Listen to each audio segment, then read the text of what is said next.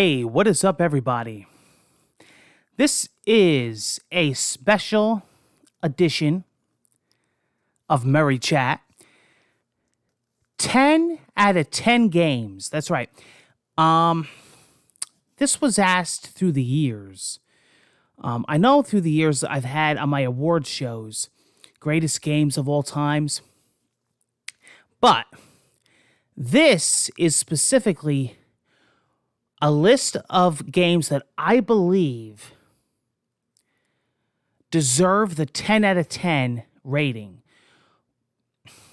What games do I think are a 10 out of 10? What games are just perfect in my opinion? Now, let's be honest. There's no such thing as perfectly flawless. But what games deserve a 10 out of 10, meaning you had a blast playing the game. The game was fully functional. The game was, a game that you'll always remember. A game that you'll come back to from time to time. A game that you'll be talking about. It's known as a classic. A masterpiece. 10 out of 10 games. Let's get into it. I have a long list, and I'm going to be going through most of them, and then I'm going to talk about some of them, okay? Those of you that follow me through the years have heard me talk about these games. Now listen, there's more games than this. I had to narrow it down. So this is my 10 out of 10 games that I believe. What I want from you guys is I want to hear from you. I want to hear what you guys think about my list, about my games, if you agree, disagree, and put in the comments below what your 10 out of 10 games are. What games do you think deserve that excellent rating, that perfect score? Let's get into it. 10 out of 10 games. Elder Scrolls Skyrim. Those of you that follow me know that through the years I've played that game multiple times on multiple platforms, and I am starting an ongoing series in the future. This time on the Switch. Skyrim. Wow. You can never play that game the same way twice. It's such a open world, but it's such an experience. Amazing game. The Last of Us. Enough said. A masterpiece, in my opinion, for many reasons. Grand Theft Auto 5. Myst. One of my all-time favorite games growing up on the PC. I remember Myst was one of the first CD-ROM games when I got my CD-ROM drive and my Tandy or Pentium PC. I don't remember exactly which PC I had at the time because I went through about 20 PCs in the early beginning. I had a Pentium. I had I had like 3-4 Tandies. I had the Radio Shack Special. I had a custom built one. I had the Gateway, the Hewlett Packard. The Gateway that looked like a cow. Man. Myst. Wow. And I see it's on the Switch, and I think I'm going to do a playthrough. I think I'm going to pick that up on this in the eShop and do a playthrough of that. Zelda, A Link to the Past, no-brainer. NBA Jam, one of my favorite sport games of all time. Fallout 3. Final Fantasy 7. God of War on the PS4. BioShock Infinite. Sonic the Hedgehog on the Genesis. Classic platformer. I'll never forget the first time I saw that game. I was actually at my grandmother's house in Florida. She had a lot of kids. She had a lot of grandkids. And she had bought the Genesis when it first came out. And I was a NES, Super NES guy. And I went there and I saw Sonic playing. And I'll never forget it. And I said, This is mind-blowing. Like, what is this? I'll never forget the speed of Sonic the Hedgehog and the power of that system, the Genesis. And I said, this is insane. This is like mesmerizing. That day, that I went back home to Jersey, and that week I think I had a Genesis, and I was hooked. Mortal Kombat 2. So, Mortal Kombat changed my life. I actually had the original on PC. But growing up as a kid, I was an arcade kid. It was really like the movie theater. You would see games come out in the arcades way before home console. And it would be that summer I was down the Jersey Shore. We had a house down the Jersey Shore. I spent the entire months with countless coins on the Jersey Shore on the boardwalks. And I would play specifically Mortal Kombat and Street Fighter. And I'll never forget it with Mortal Kombat. You would walk into the arcade and you would see a line of people. And I remember when Mortal Kombat 2 came out, you could hear the sound of that machine on the other end of the arcade room. That ha ha ha ha ha, excellent, outstanding, finish him. And, it was mind-boggling, especially the year before, coming from Mortal Kombat 1 and then going into Mortal Kombat 2 and then 3 and you would see like the best of the best, and then they would challenge everybody. That was how it was back in the day. It's so different now. I was an arcade kid, and that was pretty much the equivalent of online. You would go in and you would see somebody and you would challenge them. But the sound of the arcade machine. But Mortal Kombat 2 nailed it. It was such an amazing...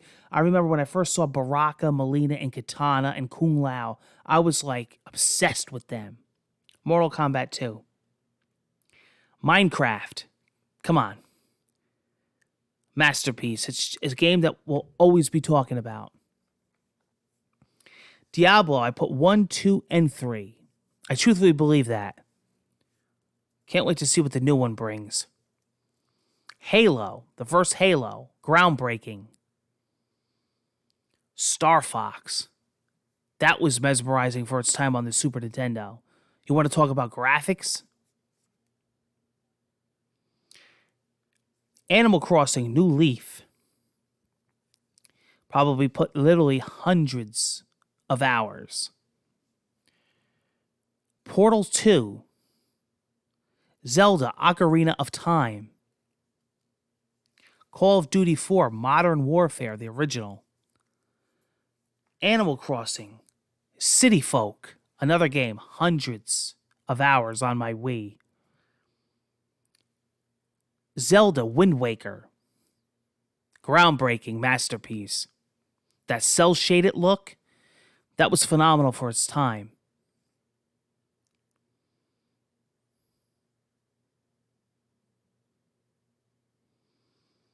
Guitar Hero, the Metallica version. Rock Band 3. You want to talk about party games? Tekken 3, another game that was phenomenal in the arcade. Soul Calibur. Zelda, Twilight Princess. Max Payne 3. I love that game. I love Max Payne. I'll never forget. Max Payne 3, I sat through that game in one sitting. I spent the entire day playing Max Payne 3. I'll never forget it. Half-Life 2. Donkey Kong Country 1 and 2. Super Mario World on the SNES. Resident Evil 1. Resident Evil. Mario Kart 8 Deluxe. It's got it all. Gran Turismo 2. You want to talk about bang for your buck. Man, what a game. Wii Sports. How could I not have a list without Wii Sports? That game That was the game that got people into video games that hated video games, that wanted nothing to do with video games. Still to this day, you see it in freaking nursing homes. I had a massive stroke a couple years ago, and I lost the whole entire left side of my body, and I still have no feeling. I'm numb, and it was due to diabetes and high blood pressure and many other things. And I was in rehab for a couple months after the hospital. There were Wii set up with Wii Sports. I remember when I first got off the walker in the wheelchair and I started walking with the cane, they brought me right into the rehab center and they said, Wii bowling, Wii tennis. They said, do you know about Wii? I said, does a car have wheels? You know what I mean? And I mean, how important that game was for its time. Everybody played Wii Sports. Super Mario Odyssey, Zelda Breath of the Wild, Uncharted 4, what a game. Resident Evil 2, the remake. Super Smash Bros. Ultimate.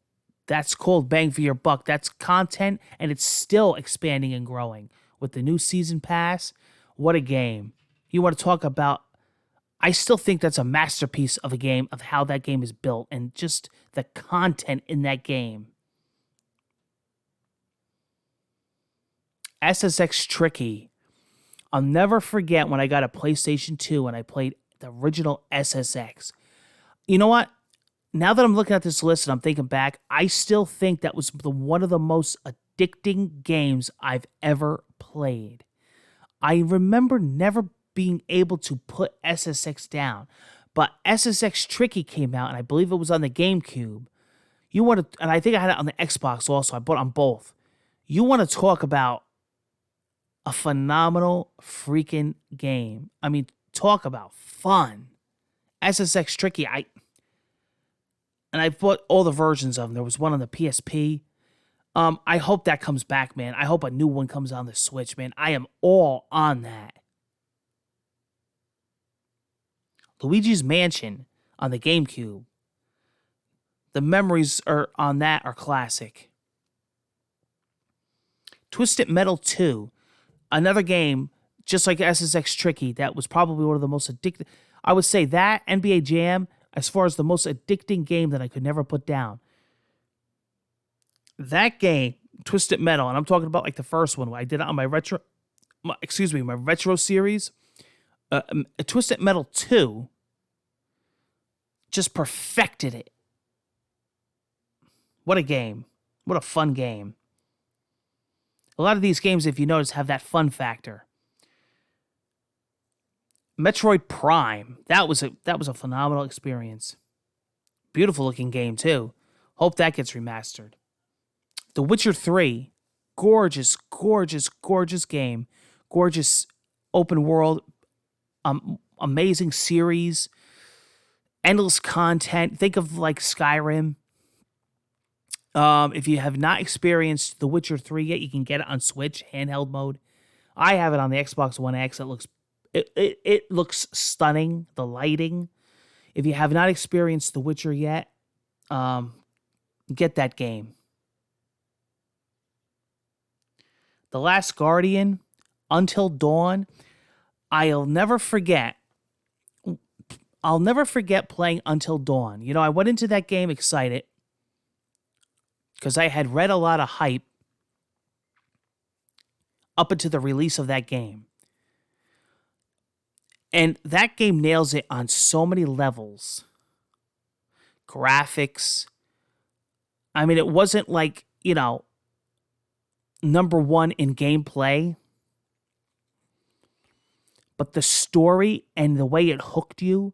And I had no idea what the game was about going into it. Like, I knew it was a scary game, but I thought it was scary for different reasons until I got deeper into the game and I found out what the real scary part was.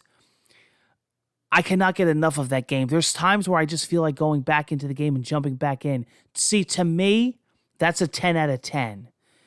I got my cousin into that game. I got people into that game.